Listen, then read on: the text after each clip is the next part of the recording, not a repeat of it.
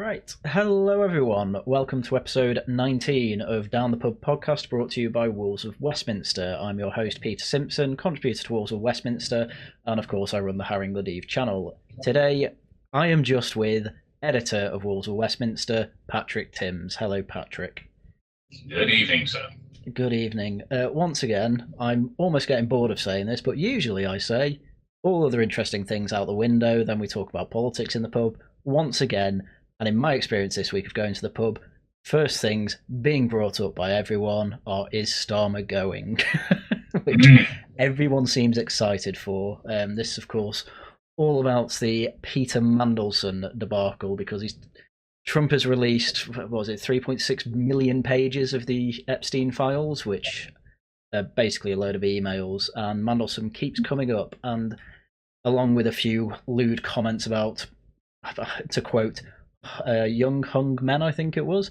There was also an awful lot of insider trading where it came to decisions made within the EU that obviously someone betting on the stock market, say, could make an awful big fortune on, which is what Epstein did, because of Peter Mandleson, which is possibly the biggest scandal that I've ever heard about, really. I think people are underplaying how big this is, because right at the top of government, you're letting foreign financiers know movements that are very market sensitive. I can't think of anything worse, really. Well, Peter, you should get out more. It's just the worst thing you've heard of, oh dear. Well, I'm young. Well, I'm not. I'm 30. Well, you're not that young anymore. You just turned 30, I believe. I did, yes, on the 4th. Hence, I've not made. Welcome to this decade. I'm coming towards the end of it. You're just entering it, so isn't that fun? But yes, and of course, it's worth noting the diabolical acts that were perpetrated by Epstein. Mm-hmm. Yes. Worth reminding people who he was.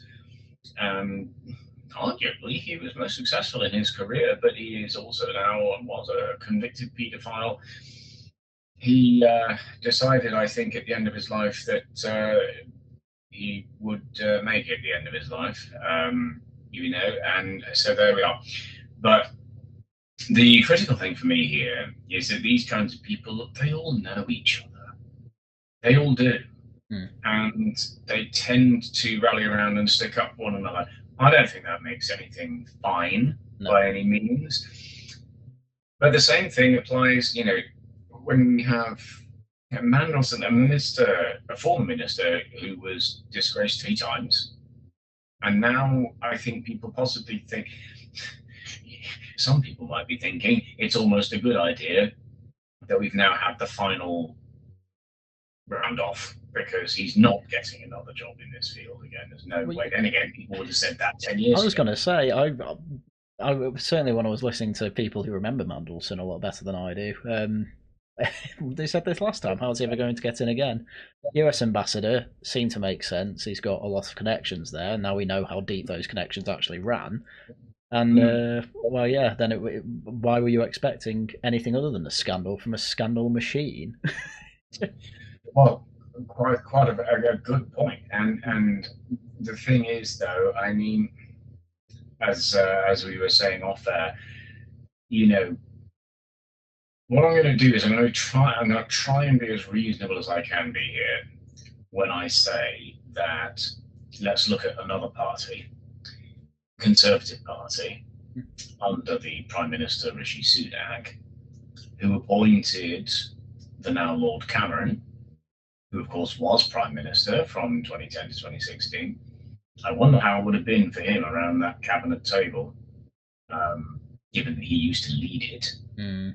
But so why did Mr. Sunak do this? He did this because he knew that Lord Cameron had at least the experience and the connections to do it. Now that says something about his own leadership, if you ask me, because it's so he couldn't find anyone else, and in fact you appointed somebody from the House of Lords who can't answer questions in the Commons, and therefore would have to be represented by a representative. In order to do that, why did he do that? because he knew that Cameron had the connections and the experience. As for Sir Keir Starmer now, having appointed Lord Mandleson, I imagine it was probably very much the same kind of rationale that went into that decision. The trouble now, though, is that it would appear that he was aware of certain connections. Yeah. He was aware at the time of the appointment.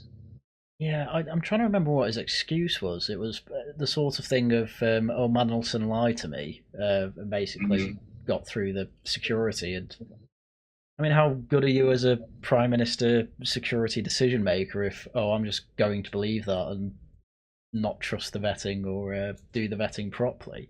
Like that's still a failure, a massive failure on the prime minister's part, which is why he's in such hot water and why, well, everyone seems to want to call for Morgan McSweeney to go, which which is always funny to me. The prime minister is going if Morgan McSweeney goes because he's sort of the bunker for Keir Starmer. This is an interesting point, though, because in fact, when you're running things at that level, actually you don't know what's going on most of the time. And I mean, look, it's no secret that you always reform. Nope. No secret. Most people on my channel know that, yeah.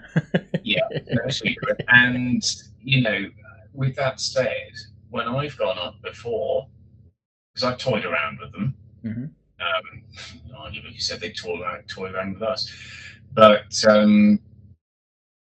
you know, they tend to outsource most stuff. Yeah. You know, when it comes to things like selection of candidates, vetting of candidates, that kind of thing. I mean, Nigel, Richard, David, they're not involved in any of it. And you can ask them that, they will tell you that. And I know because I have. So it's, you know, I can see this with Starmer when it, you know, yes, he is the Prime Minister, but when it comes to something like this, yes, the most senior, I think, ambassadorial position that the UK has is with the US. So yes, there should have been greater oversight, but having watched these kinds of outsourced systems happening before, and having a chief of staff who, he's a chief of staff because he's supposed to trust what he says, otherwise he wouldn't be there. So to what extent is this more on Starmer or more on McSweeney? McSweeney, yeah. It's possibly on both of them, really, because from what I understand, Starmer's basically been put in because Labour Together wanted Starmer in, because Starmer, this might seem harsh, but a lot of people do say it, Starmer doesn't seem to have an actual moral compass. He almost seems like an NPC, which I know, which if Dominic Cummings says they're all NPCs, which to some extent might be true, but all Starmer seems to care about is, are international human rights laws being followed? And he doesn't seem to care about anything else. And you can tell that when he's on the at the dispatch box and being asked questions, anything to do with the law, he knows everything.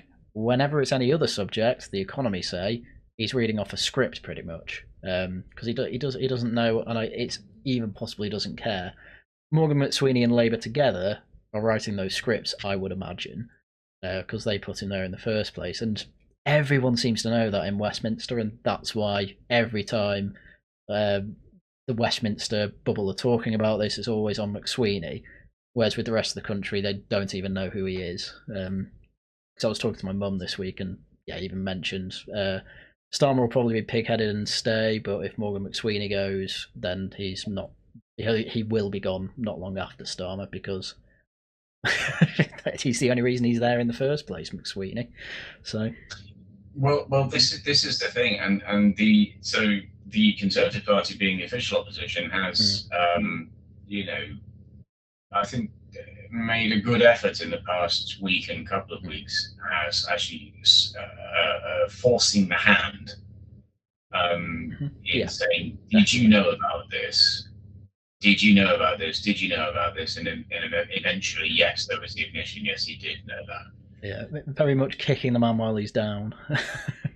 Well, it's not easy at PMQs, to be honest. When you're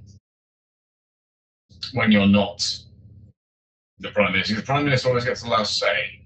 Yeah. You see, so you have to use your time well. But it looks as though that Morgan McSweeney is a former protege of Lord Mandleson. Oh. You see, so again, this is people knowing each other and therefore helping each other, which is what tends to happen in politics. There is a lot of there's a lot of stuff going on in Tory circles at the moment. I can certainly tell you that much. Of back-atting when it comes to the Leader of the Opposition's speeches in recent Prime Minister's questions. But there's polling that doesn't necessarily show that that's actually had a great deal of cut through, which it should have done, arguably in a lot of ways. But still, with all of that said, I mean, it wouldn't be the first time that Sir Keir Starmer has jettisoned somebody. Sue Gray, for example. Yeah, Sue Gray was a big one, yeah. Yeah? Yeah. And he was still there. Yeah, Sue Gray is a funny one because Sue Gray seemed to be a Starmer appointment, whereas, as I said, I think McSweeney appointed Starmer more than anything, so I think that's going to make it quite difficult to try and get rid of him. I mean, people have been Labour, everyone really who isn't on Team Starmer has been trying to get rid of McSweeney for months at this point, some people even over a year. And he's survived this whole time, and he's, as everyone keeps pointing out, number 10 are in bunker mode, and they have been for some months. Certainly since we started this podcast, we seem to mention it, well, certainly over the past month. And how can you lead a party like that? And then as time goes on, people seem to get more and more annoyed. They're number 10's in deadlock. They can't do anything they want to because they get backbench rebels. If they want to borrow money to pay them off, say, the bond markets say can't do that. Gilt yields are going to go up. We're now in a worse situation than we were under Liz Truss. And the problem is, as well, a lot of people who concentrate on politics know Starmer is the least worst option for PM from the Labour Party. So, well, now that leads us into another interesting avenue, doesn't it? Because there are rumours swirling in Westminster circles that Angela Rayner is planning a leadership bid. Everyone's on manoeuvres, but Angela Rayner was the latest I heard. Wes Streeting obviously is. Ed Miliband even. I know he keeps saying, "Oh, I don't want it," but everyone says that. Of course they do. I mean, in fact, the order that I heard was that Angela Rayner would be seen as the favourite, followed by Wes Streeting, followed by Ed Miliband. Yeah. So, I mean, nobody really knows what's going to happen. I think the real question is whether or not something happens now-ish, or whether or not they leave it till after the May elections and then say, look, you really are useless, aren't you? Which had been widely anticipated before even this scandal. Oh yeah, from last August even. It's quite a while back. But that doesn't mean it happens. I mean, there have been Tory leaders as well who everyone thought they were going a long time before they actually did. And the thing with the Labour Party is it's far less acquainted with self-decapitation than the Tory Party is, by all means. Yeah, they don't. Considering a lot of them are anti-monarchists, they don't really do regicide, the Labour Party, which is odd. They have a procedure for it. I remember when, who was it? Who challenged Jeremy Corbyn for the leadership? Owen Smith. Owen Smith, that's right. Yeah, I remember. I was a member of the party at the time, so I was watching those debates. But what struck me in particular was that they kind of weren't used to this. It doesn't happen very often. Whereas the Tories can at least claim plenty of experience in regicide. So trying to do that when you have an incumbent Labour government, it's almost unheard of, and it's not actually unheard of, but it's almost unheard of. And so therefore you have a situation now where, I mean, Starmer himself he's there because he's a figurehead. Yeah, definitely. Yeah. And I think everyone knows that.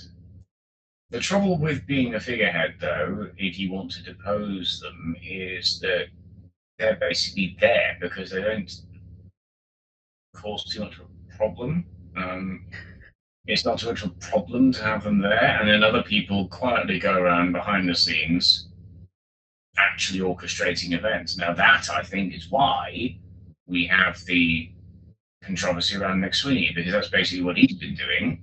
So the logical conclusion for anyone who knows anything about Westminster is that he needs to go, but the trouble is then, if he needs to go, what will happen with Starmer? And then who may succeed him? But the fact that nobody that I know in Westminster circles is saying, yes, I can see Starmer hanging on beyond at least after May. It does tell you something. Yeah. Oh, definitely. Oh, everyone, it feels like, has been. It's a matter of when, not if. And a lot of people have their money on the May elections, which I've actually seen in a few right-wing circles. They'd actually rather Starmer hang on a bit, because if he gets deposed because of the whole Mandleson thing, he's been deposed because of the Mandleson thing. Whereas if you wait till May the 5th, it might not be May the 5th, whenever the May elections are, and Labour's a massive failure, loses 1 million seats, whatever, then, Starmer's gone because he's completely failed Blairism 2.0. It's ideological reason that he's gone, which is better for the right, because a lot of the right want Blairism 2.0 to be seen as a complete failure. That doesn't happen if it's over a Epstein scandal. So, but it looks like that's what's going to happen anyway, because I think if McSweeney was going to go, it would have happened already. It's a tricky one to call. What I can say is that the more left-wing factions of the Labour Party are also very keen to see him gone. In many ways, I do not envy the Prime Minister. When you've got attacks from your left and attacks from your right, I mean, it's not easy to weather. So I can see that it will definitely be a problem for him. The question will be whether or not he survives it. He already has a bit of a debt of perhaps dishonesty to the more left-wing elements of the party. He was elected on 10 pledges as leader of the party. He's not followed through on any of them. So they already don't like him. I can tell you that for a fact. And now we have the right-wing elements of the party, or right-ish, centre-right, blue Labour kinds of people, who are now thinking, I don't know how credible this leader is. But then with the alternatives they'd be faced with, if anything, if I were a blue Labour person, I would probably be backing Wes Streeting. Yeah, right. Wes Streeting's, well, out of the three we mentioned before, Wes Streeting's the only one who's even remotely close to centre. The other two are... well, my dad hates them both because they're socialist lunatics, as he'd say. Which, putting it in a lot nicer terms, is they're both soft left at the very least. But Ed Miliband, with his energy policies that he's been shoving through, you probably could actually call them a democratic socialist. Probably it's the nicest way to put it.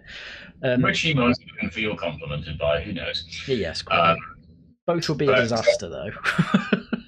But you see, the interesting thing for this kind of development is, if Starmer is deposed, and let's say Wes Streeting is put in, a lot of people might be saying, sorry, can we not have an election? Whereas to be fair, the Conservative Party, I mean, we didn't have an election when Liz Truss was installed as PM. We didn't have an election when Rishi Sunak was installed as PM. No, and going back even further, Blair to Brown.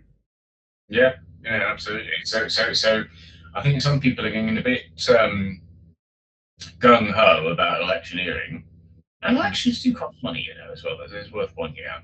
I think some people are getting a bit gung ho about saying, "Oh, well, if he goes, we should have an election." No, that's because you want an election so you can get reform in, and there are clearly some vested interests right there. But at the same time, it is certainly true, I think, to say that the Prime Minister's judgment has been called into question. Definitely. Very, very significantly. And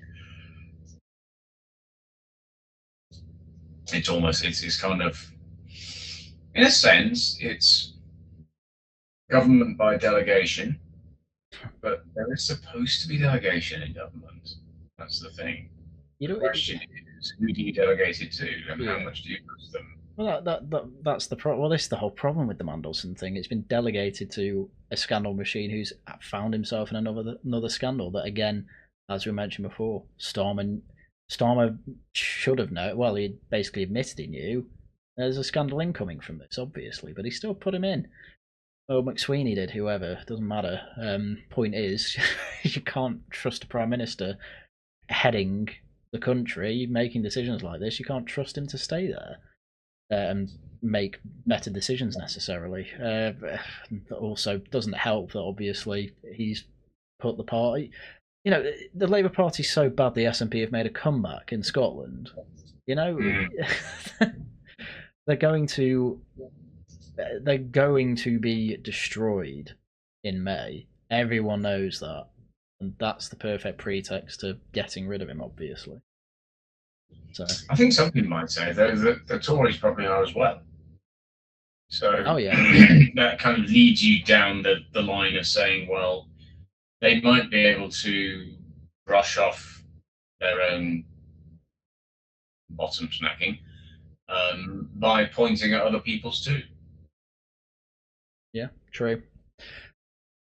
Well, I mean, the microcosm of this, I suppose we can say, is the Gorton and Denton by-election. Obviously, that's still an awful lot in the news, and I'm not sure if we can call it a two-horse race at the moment, because obviously you get conflicting stories, but it seems to be a three-way race at the very least between Reform, Labour and the Greens. Reform doing well. They're certainly high up in the polls. When it comes to the betting market, they seem to favour the Greens, but that entirely depends on tactical voting. Because the thing is, I don't think it's a done deal with the Greens, because Zach Polanski's, again, I'll try and be polite here, saying very questionable things, even as recently as this week, which we'll get into in a bit. But then also, the full list of candidates came out this week as well, and it's a long list. There's 12 people on it, something like that. It goes all the way from, I don't think it's the Communist Party of Britain. I think it's a split off from it, but a Communist Party of Britain spin-off as a candidate. Rejoin EU's there, despite the fact that Lib Dems exist there.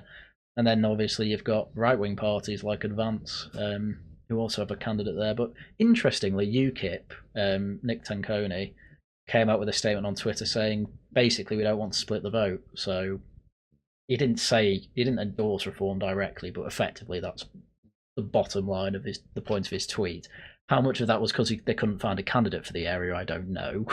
But UKIP's not necessarily a dead party. I think they've still got about 20,000 members, but how many of them are people who just never stopped their auto renewal? I don't know. So, but it's still, I found that quite interesting. But I will say there seems to be more parties on the right to split between than on the left, which doesn't help reform. But reform is still. Well, it certainly doesn't help reform, but it's also worth noting, I think, what you've just said there as well. The auto renewal of membership. I think something of a similar nature could be said of reform as well. owing Yeah. to the way that their membership system works, which is, and Yeah. I think we both know how that works. With that said, yeah, I mean, parties standing down in favour of another one because they know they're not going to win anyway. This is not a new phenomenon. No. And indeed, well, as it was in 2019, the Brexit Party, well, they stood down in hundreds of Conservative seats because that was the tactical decision that Mr. Farage made. So it's not particularly unusual for Nick and Coney to do that, but I think yes, it will occupy a large part of the political debate. I think over the next few weeks with the Gorton Denton by-election. As I was saying to you off air, I do happen to know the candidate who is standing for Advance in that constituency. I viewed his website for him. So like I say, at Wolves we're non-partisan. No. We've not Although fallen out. if you submit a piece to me saying, "Oh, wasn't Karl Marx such a great guy?" I'm not going to publish that because I would say editorial position is to write a line. But that's a message to Carl Benjamin. Yeah, well, I will. I think not. But, I will say, when Advance announced Nick Buckley as their candidate, there seems to be quite a backlash from people on Twitter. There's a lot of people, and I don't know, because a lot of people who say they joined Reform did this as well. But a lot of people said they resigned their membership of Advance. How many of them are just saying it to pretend they were a member and counter signal however they can, I don't know. But I just couldn't get my head around the logic of, a lot of these people, I recognised them from when Advance first came out, and they said, "Oh, I left Reform to join Advance," and then Advance put up a candidate, and you're like, "Oh no, we need Reform to win though." And I just thought, you tried to damage the party months ago. That was the point of joining Advance, as much as they try and say we're very serious people, but it was effectively a protest party against Reform. Well, I think what you have really there is a protest within a protest, don't you? So that kind of thing. Now, with that said, I do know Nick. He is a very good man. Yeah. And he's also a very experienced man, having worked in the public sector and public services for a long time. Honestly, I'd certainly have voted for him if I was in a position to vote in the mayoral election. I certainly voted for there. When you talk about MPs, this becomes a more complex equation. But actually, I think he would I certainly think he would make a very good mayor. I also think he would make a very good MP in his own way. I can't comment on how likely that is.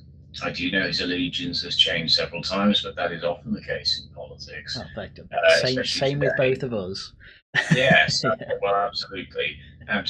But I do actually have a great deal of respect for Nick. He has also, by the way, been a contributor to Wolves in the past. Yes, well, that's fair enough. I don't know the man well enough to comment. What I do know is that he has had a bit of an ire on Twitter, as a lot of this happens to be. But he did make a post the other day that I think is worth mentioning, where he basically, there's a big tweet about having a go at Reform activists on Twitter in his mentions and what have you.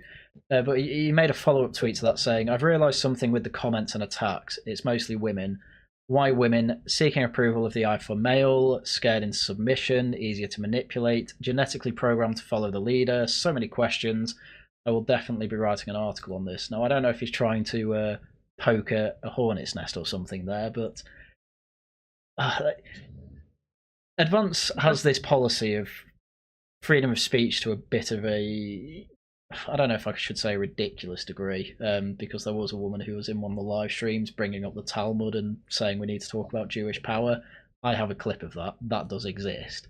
And Ben Habib, to his credit, did deal with that question quite well. Not to shame her or anything, but just, I gave a normal answer, I think is the best way to put it. But it does seem to have encouraged candidates to say things that you would not get away with in other parties. If Matt Goodwin said that, for instance, he'd be deselected. Yes. And that's not the only one he's had. Obviously, there's a load of people on Twitter tweet mining him, really. Which, part of me does think, it's not something I'd ever bother with because I hate offence archaeology. The problem with Nick Buckley here is that these are tweets he's been making over the past couple of weeks. So I get we're all fed up of woke, but I don't think that means you need to go so anti-feminist you sound like, and this might be hyperbolic, but not too far away from Andrew Tate. Because it's going a bit far. That is going a bit far. That's fair enough, yeah. But what I would say is, now how do we all learn? I mean, well, okay, look, we're both lads. Mm-hmm. I'm just about able to get away with saying that. Not very much longer though. And what do you learn in primary school when you get pushed back in the playground? Well, you push back. You say that. I was asked by a teacher once, why didn't I thump someone back? I never actually really did that until I was probably 18, funnily enough, but I know what you mean.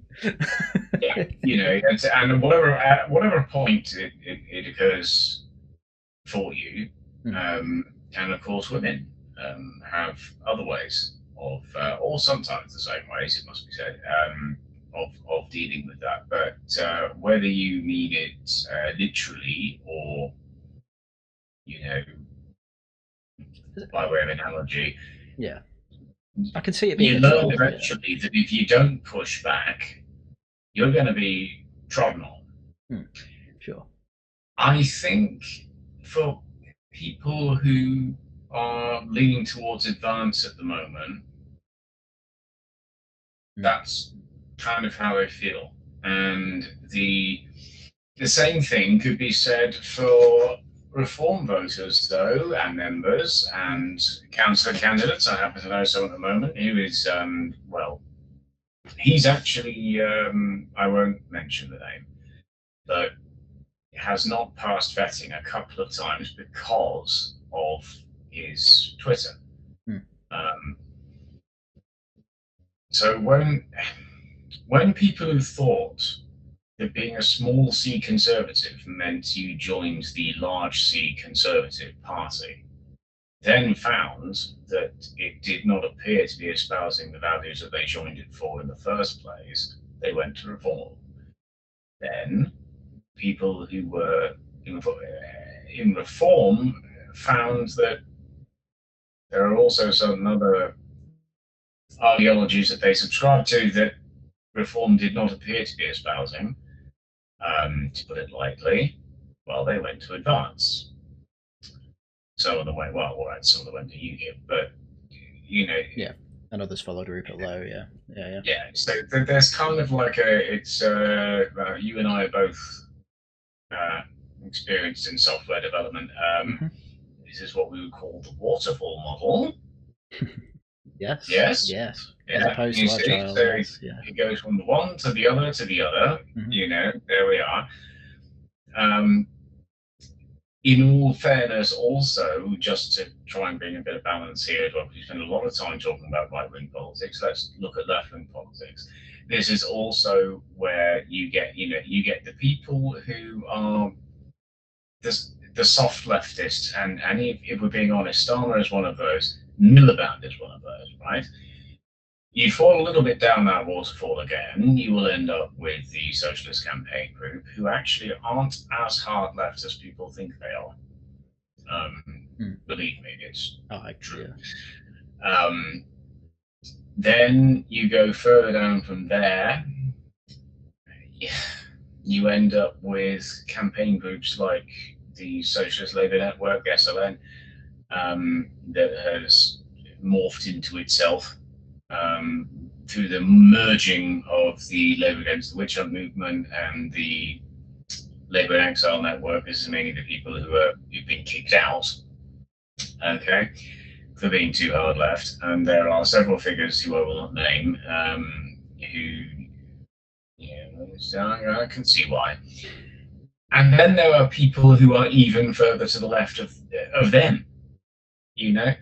So there is this waterfall on either. If you start from the center, you will find a waterfall on either side of the spectrum of just how far people will take things or will be willing to take things. To come back to the point, in terms of advance, this isn't even really about politics. So this is the other problem. I have to agree with you there. This is the horizontal waterfall. Okay, this is not the vertical waterfall. This is a horizontal one, which is when people fall out with each other. Yeah. Okay, and then you have the Rupert Lowe thing as well, the Restore Britain thing. Yeah. Again, what you have here is the horizontal waterfall. It's not even because I disagree with you that much on politics. It's because I've fallen out with you, or you've fallen out with me. Yeah. And it becomes very human and very personal rather than political. And the same thing happens on the left as well. We have these various different groups that you have on the left who don't like each other, not even because they don't necessarily agree with each other, but because they just don't like each other. Yeah. I say this often, I will shut up in a second, but I say this often that it is, if there were no such thing as disagreement, then there would be no such thing as politics. And if there were no such thing as people, then there would be no such thing as politics. Yeah, life would be incredibly boring without all this, I have to say. Why have I spent 8 years making YouTube videos about this? Because it is incredibly interesting, even though most of the time, for most people, it's not, but there we go. But I think to finish off on advance, the only thing they're going to manage to do with this election, because they're not going to win it, and I think none of them really expect to win it, but, it's fine. Reform weren't winning elections when they first appeared. But it is going to do, as a lot of Tories were saying to Reform years ago, you're going to split the vote and let Labour in, though in this case the Greens. But that's politics. I'm going to complain about it as a Reform activist, but, we're not obliged to get right-wing votes. There is competition that has to be there. But on the left, obviously, you have Labour, who put in... God, there was the whole Handy Burnham thing, which we covered last week, but they've put in a Greek woman. I can't remember her name off the top of my head, I'm afraid. Who just seems to have really been put in there because Labour have to put someone in there, realistically. But then the Green have an interesting candidate where she is a councillor for Hale, which is a part of Altrincham, part of Trafford Borough, that is. That's where a load of footballers live. That's where Cheshire Housewives have filmed. It's a very posh place. If you watch any pop culture from Manchester, it's typically the place described as the area where everyone cleans their ears with handkerchiefs. It is a posh place, which I find very funny. Which I just find quite funny because obviously her whole shtick is, I'm a working class lass, I'm a plumber, I'm a plasterer. Her accent doesn't sound very Hale. If you want to know what a Hale accent sounds like, it sounds a bit like mine, because I happen to be from around the area, so I know quite a lot about it.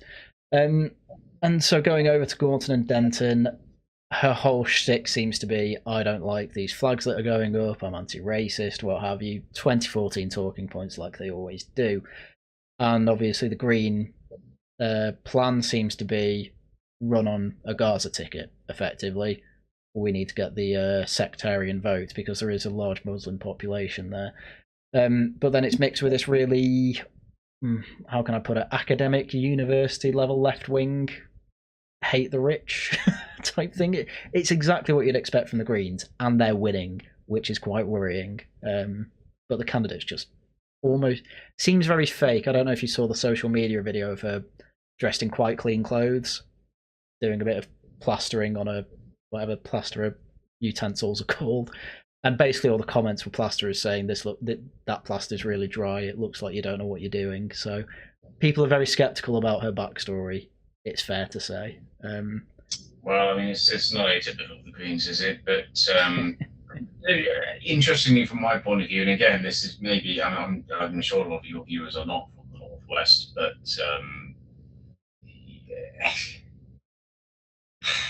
in Cheshire, there's basically a kind of trail that moves northward.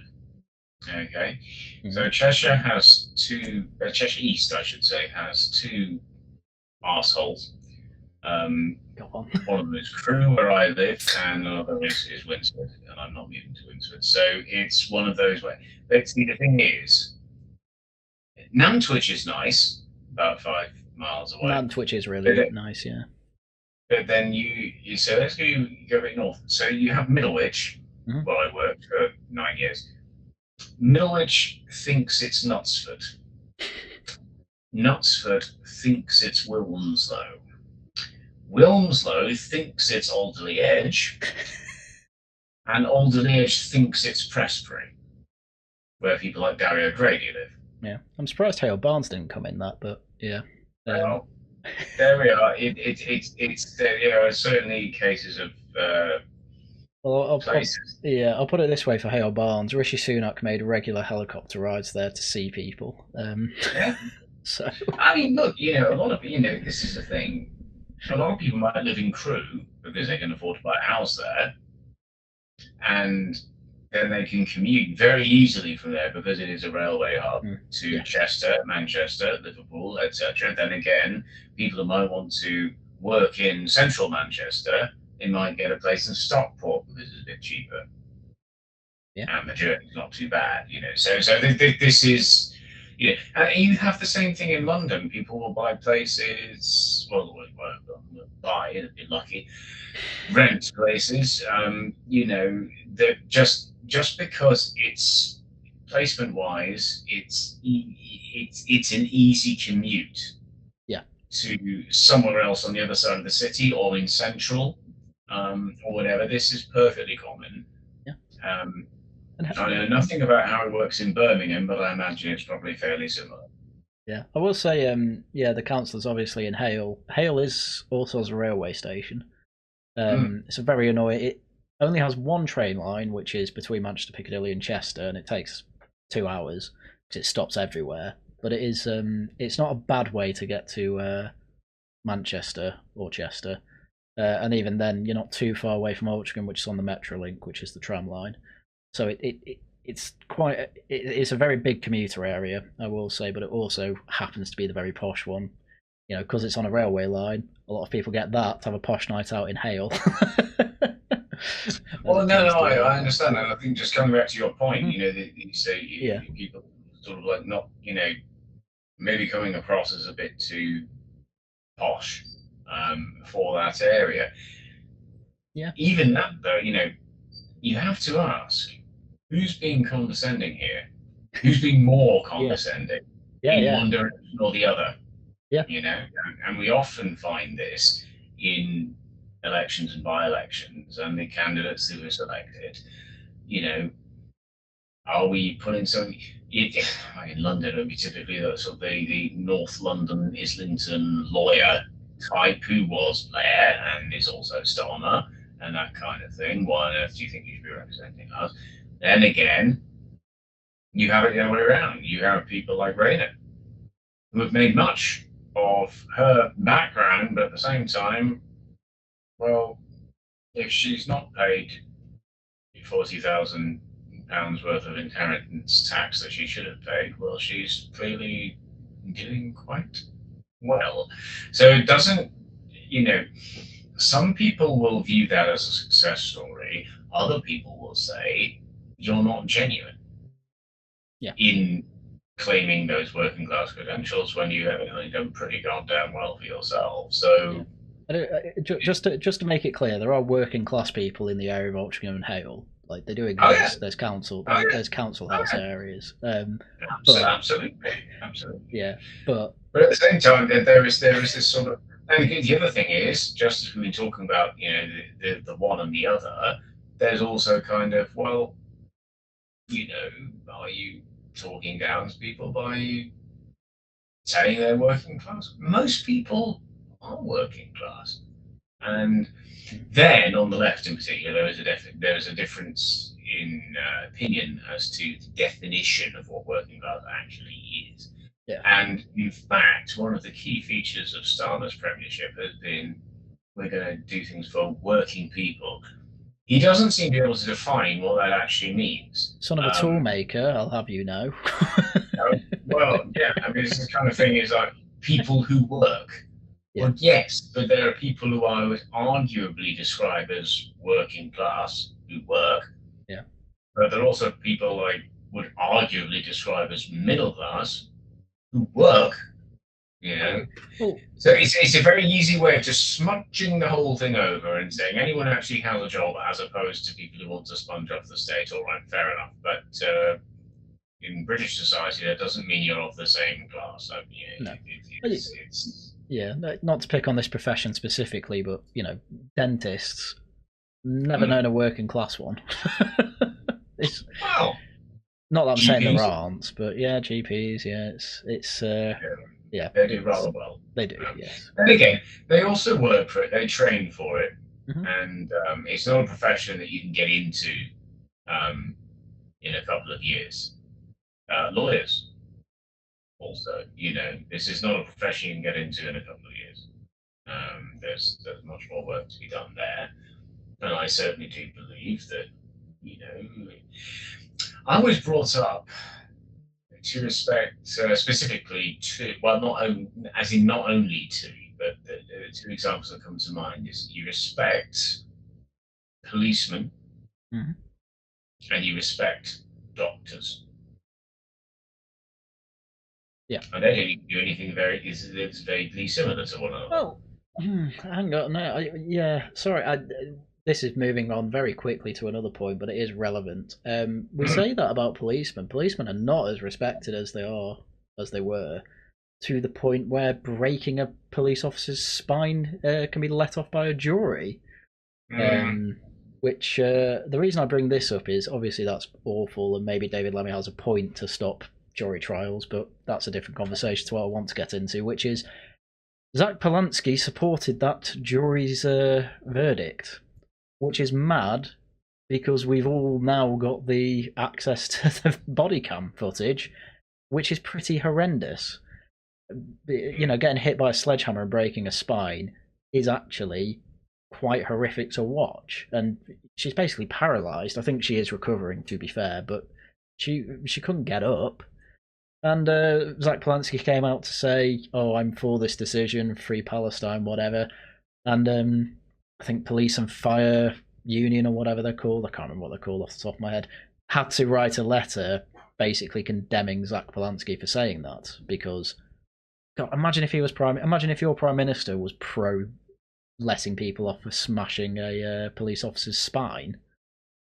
That would be mad. Which, to be honest with you, I think is going to affect Gorton and Denton, especially if that gets more press coverage. Because I think everyone should know that the prospective left-wing replacement for Labour, as someone who's so ACAB, let's say, is not necessarily pro this, but certainly accepting police officers' spines being broken in the name of Palestine. I mean, interesting point you raised there is that the difference between being pro something and not being anti it. Well, could be anti-Israel, I suppose, but still. No, but I mean, as in, you know, I'm not going to support this, but I don't condemn it. Yeah. You see, yes, and that's true. And that's where you find this in politics is you can tell a lot about what people support. You can tell a lot about what people oppose, but then there's this grey area in the middle where I recall actually there were reports of certain Labour CLP meetings where Diane Abbott was present. And this was during the 2019, or in the run-up to the 2019 election, and the Jewish community was most concerned about the fact that when concerns were raised, it's not that she said anything, she said nothing. Okay? Yeah. Sometimes it's what you don't talk about that is gives as much of the game away as what you do say. Oh yeah, definitely. Well, yeah, and that comes back around to Reform as well, because I don't know where this came from, but some people are saying, why aren't Reform talking about the Mandleson Epstein links with Russia? Some people even claiming that was core to it, which, from what I can tell, there really wasn't actually much about a Russian link. But also, it's not true, because pretty much everyone in Reform was calling for Mandleson to be sent to prison. So there's also another part of sometimes you can't condemn something enough, which is always odd to me. But I mean, with that said, though, I'm recalling. Well, this was on Twitter. I think it was years ago, though. This was from Caroline Lucas, oh who at yeah, that point was leader or co-leader, or whatever the hell she was, of the Greens. I don't understand how you get to the notion of having a co-leader. I mean, what if they don't agree with each other? Yeah. Oh, Yeah. that's just the Greens for you. Yeah. And it was one of those typical things, and she was saying, "Oh, no, if something like this happens, you condemn it. You must condemn it. You have to condemn it." What do you think you're condemning it makes any difference in regards to it? All that is virtue signaling. Oh yeah, definitely. And sometimes, yeah. And well, yeah, but not even just that. I mean, people who don't go green and people who might even be more of a conservative mindset. Why do we all sign petitions these days when we can just click a button? Often one button, maybe two. I've made a difference. No, you haven't. You used to actually have to go out there in a grubby raincoat or a silly hat and cameras on the doorsteps and that sort of thing. You wanted to get some sort of societal change. Loads of protests. Look at the suffragettes, for example, all that kind of stuff that went on. And yes, now for politicians, like, oh, I must condemn this, I will condemn it. And if somebody doesn't condemn it, they implicitly condone it. No, they don't. They've just decided not to say anything about it. Yeah. Which could be for their own reasons. Yeah. Politicians don't necessarily need to be commentators on absolutely everything. I mean, this is the difference with Polanski, though. He went out of his way to commentate on a jury who came out on the side of Palestine Action, smashing a woman's spine in. Oh, they couldn't find. It wasn't a non-guilty verdict. It's just they couldn't have a unanimous verdict, which is still mad to me because, again, he quite clearly had a sledgehammer. He quite clearly smacked a female police officer in the back with it to the point where she quite clearly has severe injuries from it. How that doesn't beat the threshold for grievous bodily harm for people on the jury, I have no idea. Anyway, jury trials are a different conversation we can have in a different podcast. But even if he said nothing on it, that would have been better than what he said. A lot better. I have made this point before, but I will make it again. That's all right. Remember, Giles Brandreth, very experienced politician, if you like it or not, on How I Got Used to You, saying, this is a mistake that politicians make, saying anything at all. Yes. Yeah. That's also why my own personal Twitter is very quiet. It's not like I never say anything on there, but I almost never do because I understand. In fact, I can refer to somebody who's standing as a reformer, attempting to stand as a reform councillor candidate in North London at the moment. He's failed betting twice. Why has he? Because of his likes and reposts of various other things, and he's now spending a lot of time trying to get rid of them. Yep. Don't do it. If you want to get into politics, try and say as little as possible, unless you are of the influencer type. He wants to have 60 billion followers for saying controversial things a lot of people happen to like, but actually far fewer people. This is the thing. I've heard of other figures, and again, I won't mention names of people who've got like 100,000 followers on X. So, and then I mentioned messaging studio producers saying, "Oh, you should get me on because I've got 100,000 followers." Okay, you've got 100,000 followers. there are nearly 70 million people in this country. Yeah. How much is 100,000 out of that? Well, the other problem is how many of those followers are actually in the country. How many of them are Americans? Yeah. But it's more just a case of saying, just because you've got what on typically social media would be considered a very large following base, that doesn't mean most people agree with you. Yeah. But to make the point about this, the politician with the biggest following on Twitter is Rupert Lowe. I'm saying that as a statement of fact. I'm assuming he's quite high up. You'd certainly feel that way if you look at Twitter on any given day, any day ending with Y. Who's following reform? They started the rape gang inquiry this week. They've been throwing out clips from it and statements from it and things like that. Nobody cares, which I'm almost a bit shocked at, considering you've got the what is it, thing for equal justice, is it? Adam Wren's thing, I can't remember what exactly it's called, but they've done work with Charlie Peters, I think it is, from GB News. They are doing their own podcast as well, I believe. People care a hell of a lot more about that than whatever Rupert Lowe's doing, which is it's very shocking to me, to be honest. I'm surprised people aren't trying to get on that as much. I would have thought they would try to, because I've got criticisms of the rape gang inquiry, and I've done videos on it before. They've not treated some of the survivors particularly well, according to their claims on Twitter, I should stress. But having said that, they're actually doing work now. It was supposed to be live streamed, or they said it'd be live streamed, and it's not. But they are throwing out clips, and it's made no impact whatsoever. Which you'd think with Rupert Lowe on Twitter there would be a massive Twitter impact, but I have seen barely anything, not nothing, but barely anything about it, and it's been going on for about 3 days. I don't really have an explanation.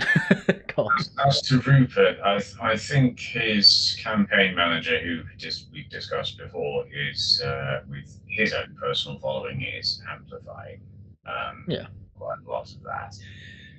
But trouble is as well, the rape gang inquiry thing. I mean, this was sort of, it reminds me of when we had. You remember when Boris prorogued Parliament, and then a load of people decided to go off and have their own private Parliament? I take it this isn't Change UK. It was that kind of crowd. Okay, it was that crowd. What do you mean they had their own Parliament? I do not remember this. Well, they didn't actually have their own Parliament. They just decided they did. Okay. And that's about as pathetic as it was. No, seriously, it's like, I believe it. We'll just go to another place and we'll have Parliament. It's as legitimate as the youth Parliament, I would imagine. Yeah, without absolutely no authority whatsoever.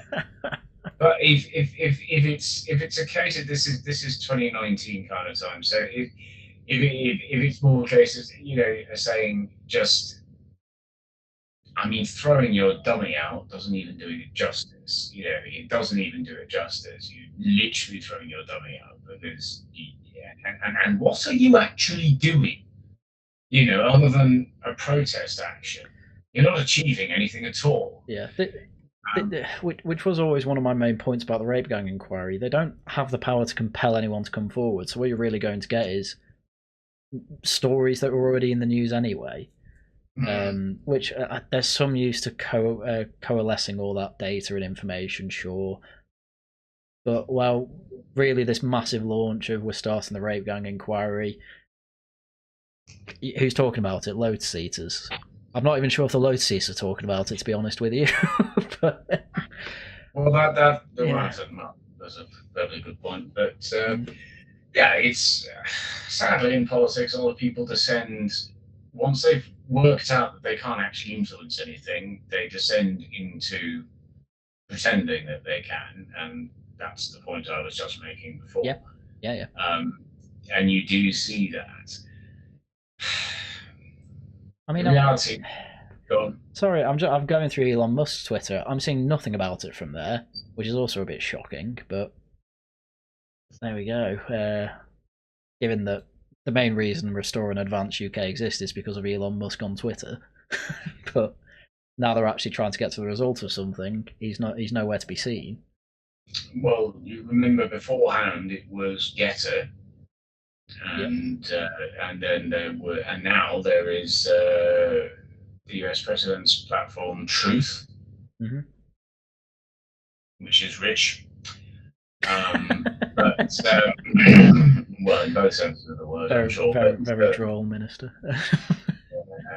but there we are. So, I think you will get these kinds of alternative things, shall we say, that people, that's the most polite way of putting it, alternative things that people do because they don't know how to do anything else, so they don't really have much of an outcome or anything else. Yeah, I think the main takeaway from this whole point really is it's very, very difficult to actually build something legitimate that does get the attention of people who matter, for lack of a better term.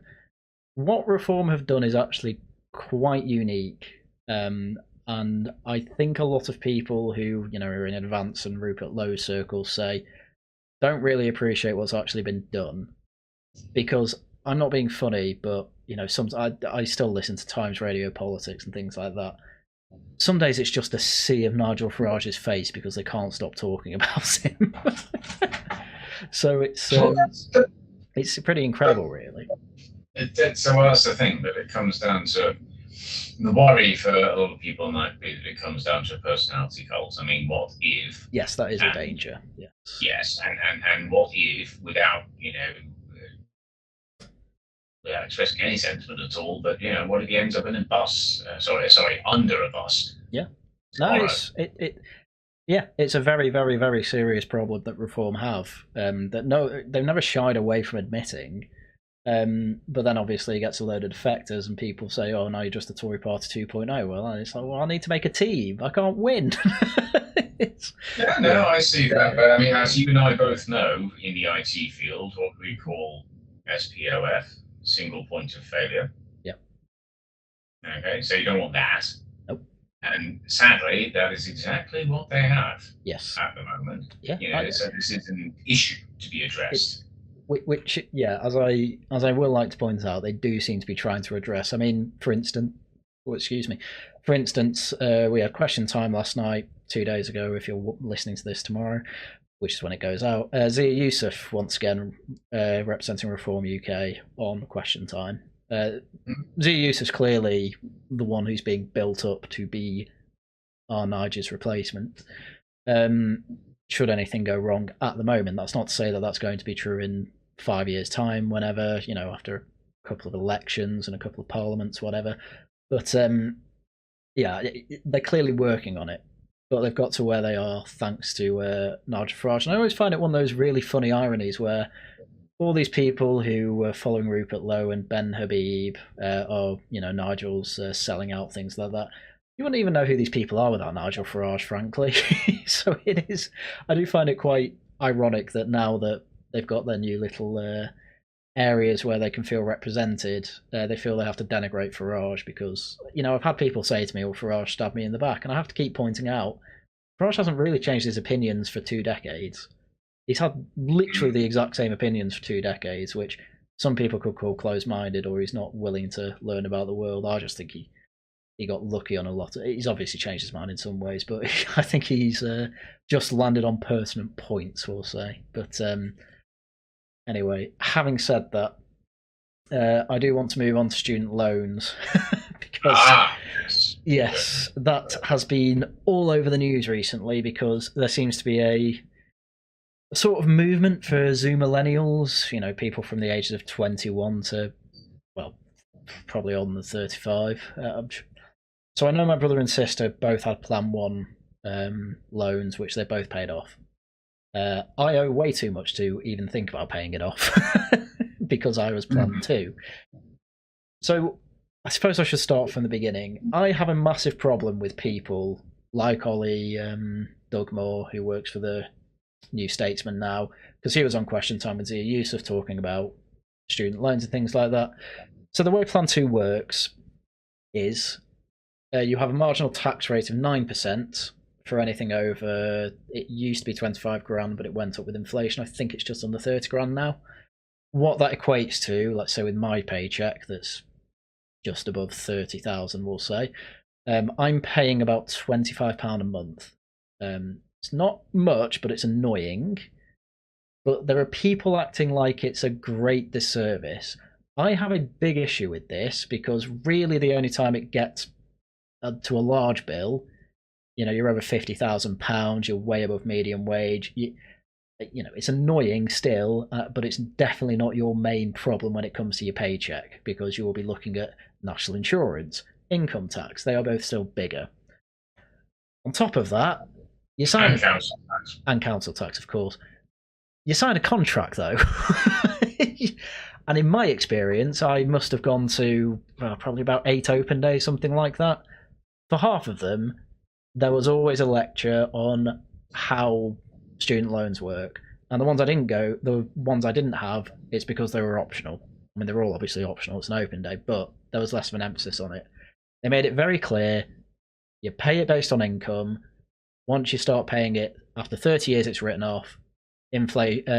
Interest is like 3% base, it can go up. Now they have changed the rules on that in some places. Guess what, the contract said it could do that. I do not understand how anyone can call this unfair to students, given one, it gets written off after 30 years. Plan 5, it's 40 years. I think it used to be 25 years for Plan 2 actually, but still. And it's directly tied to your income. So if you don't pay it off, it doesn't matter because it gets written off and passed straight to the general taxpayer. There's only one type of person this is unfair on, and that is a taxpayer who didn't go to university. But everyone's trying to pretend that this is some terrible disservice to students and they were missold it. I completely reject all of that. I will probably make a video on this at some point as well. And having said that as well, you went to university, that costs money. Okay, yeah, it used to be free, but that was at a time when 2% of people went to university. Now half of people do. You've got to make a choice here.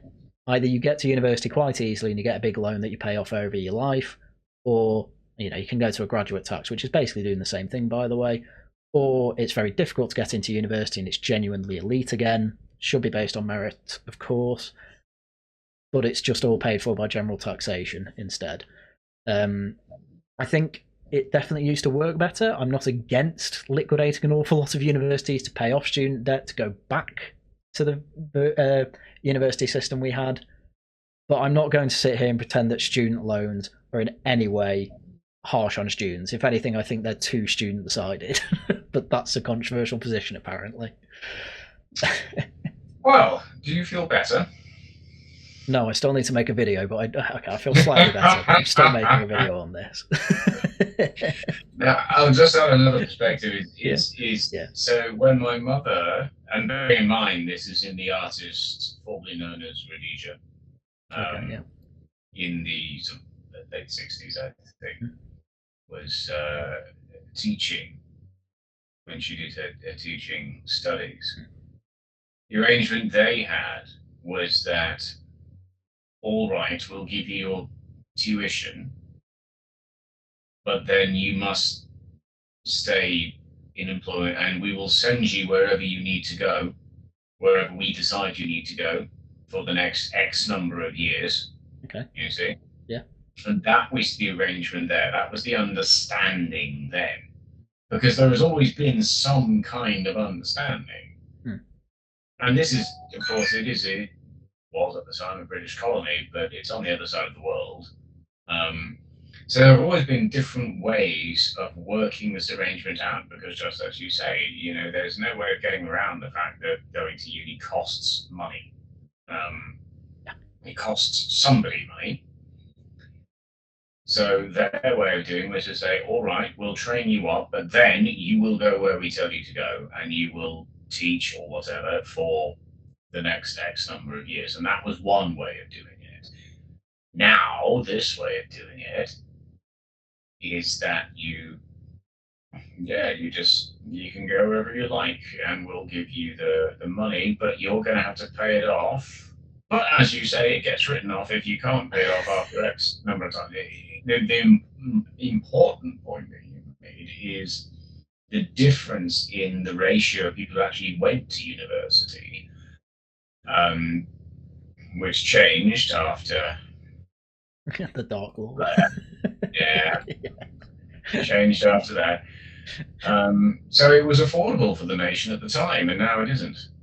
And what we're also now going to find is that, yes, all right, you do get it written off after 30 years. Who's paying for that? And as you said, the taxpayer. So it's, it's a very tricky one, this. Really, the way to fix this problem is to be saying, look, firstly, we need to be lowering the percentage of people young people, I should say, who are going to university. When I say young people, I'm not excluding adult learners. It's just that there's fewer of them. Yeah. We need to be doing that, and we need to be replacing that with alternatives such as apprenticeships, such as vocational qualifications. And I will stick up for the Tory party at this point and say, well, that was the idea, precisely because this was realised. Yeah. Realised in one sense of the word, but perhaps not in another sense of the word. Yeah, I do want to add something else, actually, talking about writing off. There was a big caveat, actually, there.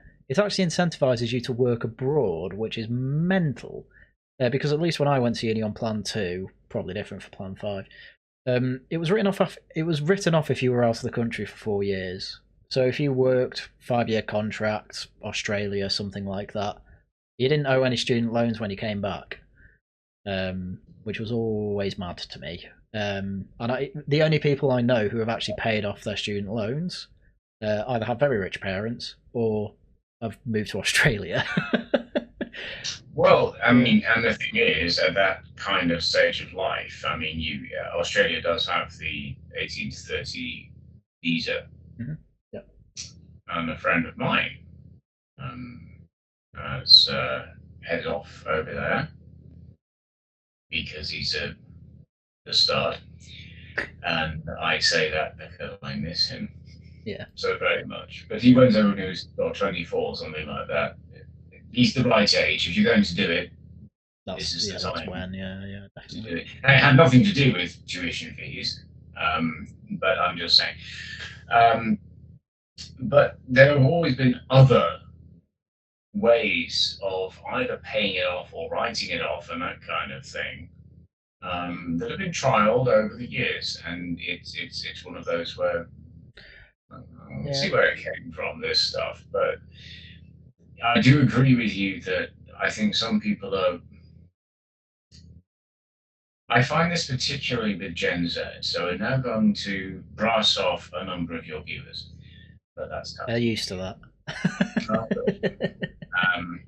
Well, they'll just insult me for the quality of my microphone again. That's what they'll do. But there seems to be I wouldn't even say built-in, I would say baked-in resentment at being expected to deal with anything at all. Yeah, no, I agree. Yeah. But, well, the student loans thing's a perfect microcosm of that, but you're about to explain it, so do go ahead. Yeah, as I said, it's sort of like, but why should I have to be dealing with this? Mm-hmm.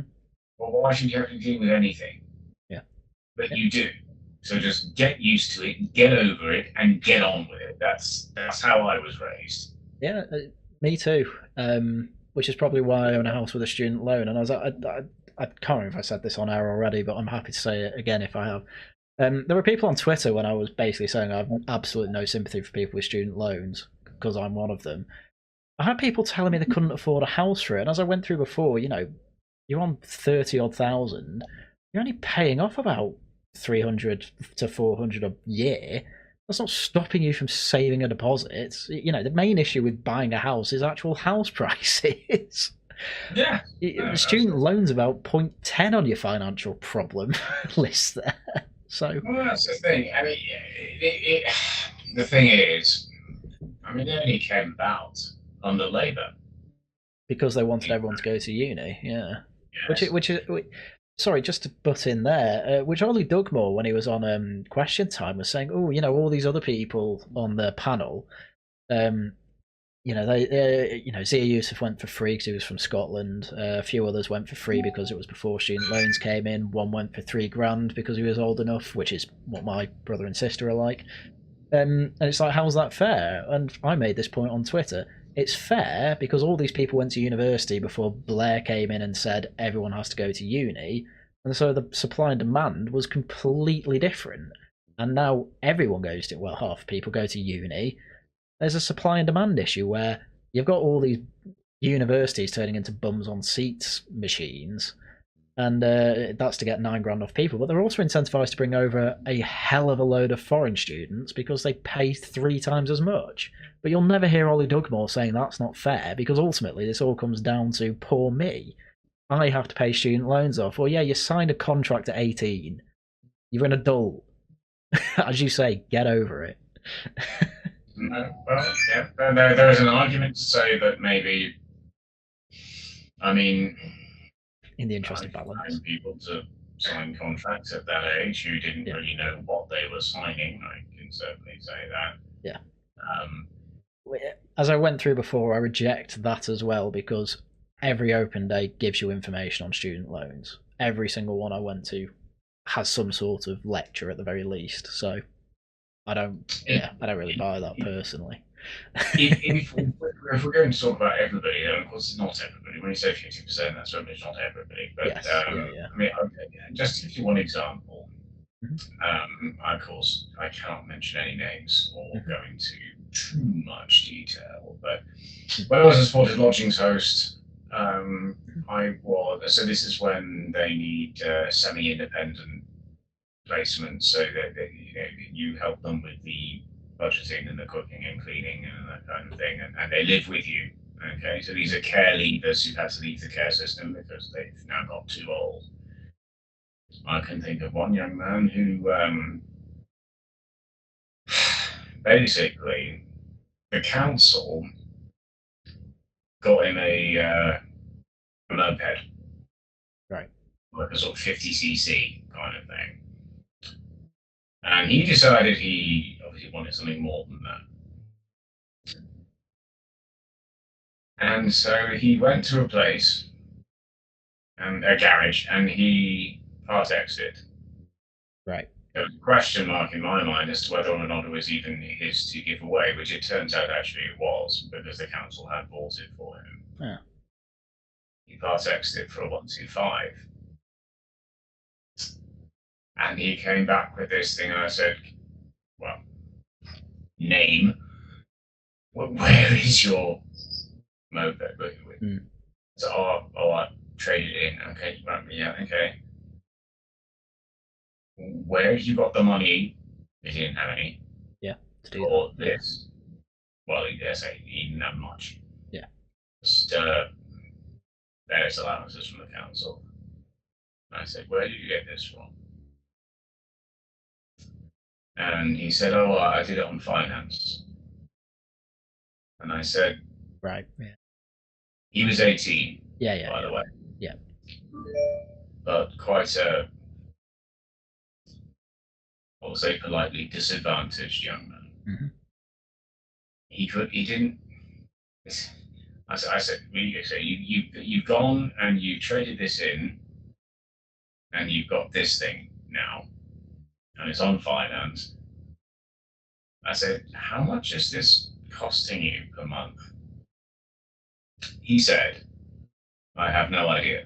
Oh, yeah. Because the thing with him was, I said, well, why didn't you read the contract? And he said, I don't read. Okay. He wasn't actually literate. What he had was the problem of very low stamina, shall we say, with reading. But he couldn't read. So we could only get through a couple of paragraphs. And also didn't seem to think he ought to have to do this. And I then had to impute to him the reality of, you signed a contract. He was 18. You signed a contract that is a finance contract, and you haven't even bothered to look at how much it's going to cost you per month. Yeah. Okay. Now, as I say, this was a highly vulnerable Mm-hmm. care leaver um, with other circumstances that I cannot detail.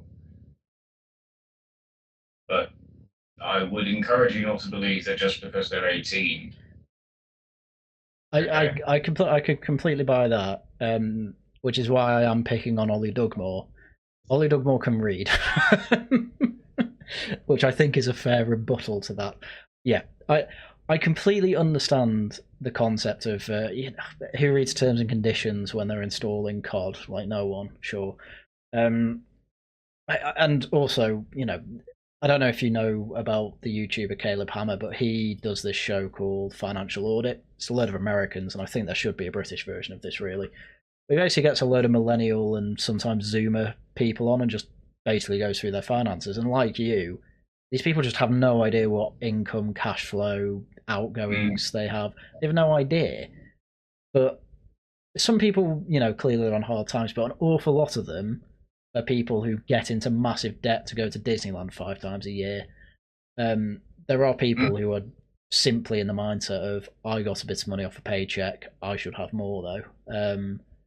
And I always get the feeling with the student loan specifically about student loans, it's people saying, it's not fair, I'm taxed more than other people, to which my reply would be, one, you sign the contract, and two, the only alternative to have what we have now is a graduate tax, which all it really means is you'd be paying what you're paying for longer.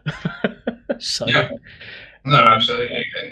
And sorry, just one last point. They don't want to address the fact that, to make everyone go to uni, this is the reality of how that works. Do you want it so only 2% of people go to uni instead? I don't think any of them would. So they just can't address the reality of it, which is what annoys me. But sorry, I interrupted there. Go on. No, well, you're quite right. And I think that speaks to my point as well. It's a question of understanding what you should expect to be expected to have to deal with. There is an underlying notion there of why weren't they raised to understand this? The reason why I raised the person I raised before is because in his case, I can understand exactly why he didn't know. He went through the care system. He clearly didn't get the best of advice or support, if we're being honest. There'll be some people like that. But what you say is also perfectly relevant because, you've got plenty of other people out there who really should perfectly well be expected to know about this. But the trouble is that one, they don't, and two, they resent being expected to. That is the real problem with some Gen Zs, is that it's not just that they don't know, it's that they resent, that is baked in resentment of actually being expected to cope with anything. That's something I've known. Yeah. With that said, our generation, the millennials, that we were accused of the same thing. Okay, so there's a sense in which maybe every generation thinks this about the last one. Maybe they do. We've been through it. I do think there's a difference though with this one. But with that said, there are some shining examples, and one of those is our fellow contributor when he's recovered his voice again, Simon. Yeah. Oh, this is one of the reasons why I like him. He's got his head screwed on when it comes to what you should expect to be expected to have to deal with. Yeah. There's another one. I can probably name him if I don't use the surname, Diego. Right. He's 18. Again, he's got his head screwed on when it comes to that sort of thing. So there is some hope coming through now, I think.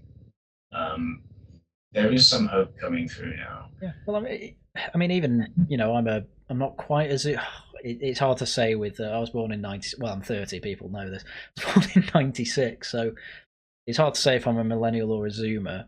But I think both generations have a similar problem to similar-ish problem. Gen Z's probably slightly worse, but realistically, I think I put down a lot of my attitude on this to parenting, effectively.